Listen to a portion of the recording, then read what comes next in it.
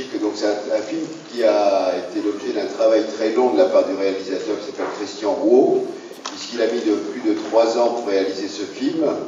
Il a commencé par faire des interviews avec son petit magnétophone d'une dizaine, quinzaine de personnes sur le plateau du Larzac.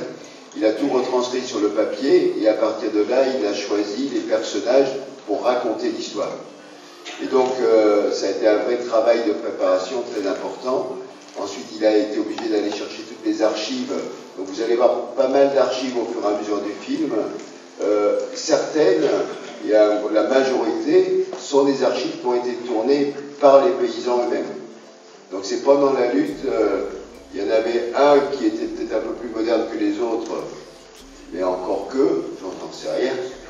En Super 8, avec sa petite caméra de vacances, il a filmé les manifs. Et donc, évidemment, ça a apporté quelque chose de très important. Et ces films qui étaient faits en Super 8, en fait, on les a utilisés pendant toute la lutte. À l'époque, il n'y avait pas de cassette, donc c'était des petites bobines qu'on transportait de ville en ville. Et on projetait les films en les commentant au micro pour raconter l'actualité du combat contre l'extension du corps militaire. Donc il y a beaucoup de ces films qui ont servi aussi à la trame du film Tous au Larzac. Et on a comme ça, vous allez voir des moments où on raconte l'histoire au fur et à mesure, et beaucoup d'images en même temps d'actualité. Donc vous vous étonnez pas, les acteurs du film sont beaucoup plus jeunes qu'ils ne le sont aujourd'hui, et Michel, on le reconnaît quand même, il a déjà des lunettes, il a déjà la barbe, il a des cheveux un peu plus bruns, je crois, hein. Voilà, et un petit peu plus long, mais donc voilà, mais là, voilà. Donc écoutez, on va vous laisser regarder, puis on cause de tout ça après. Merci.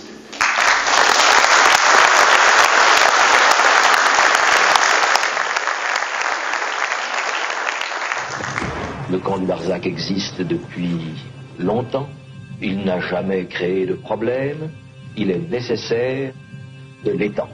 La contrepartie, c'est qu'il y a quelques paysans, pas beaucoup, et qu'il est nécessaire d'exproprier. Ça nous est tombé comme une massue sur la tête, quoi. On était condamnés à disparaître. On s'est dit à ce moment-là, il faut qu'on fasse un serment et il faut qu'on s'engage à ne jamais vendre nos terres, quel que soit le prix.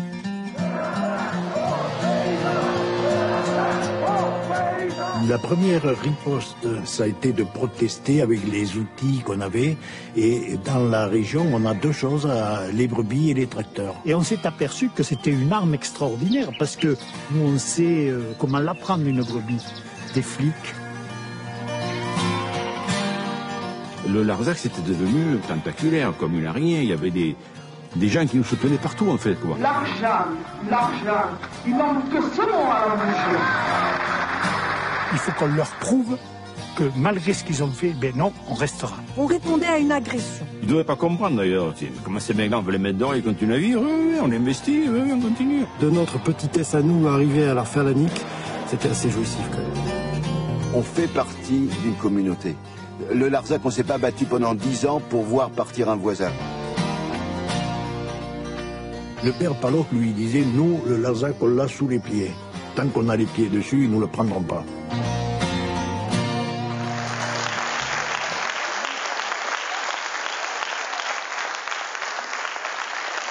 Merci. Les applaudissements, on les prend pas pour nous, on les prend pour le réalisateur Christian Rouault, qui je crois fait un beau film. Et il y a un personnage principal dans le film, c'est pas nous, c'est le paysage de Larzac, je crois. J'espère que vous l'avez apprécié. Il est beau.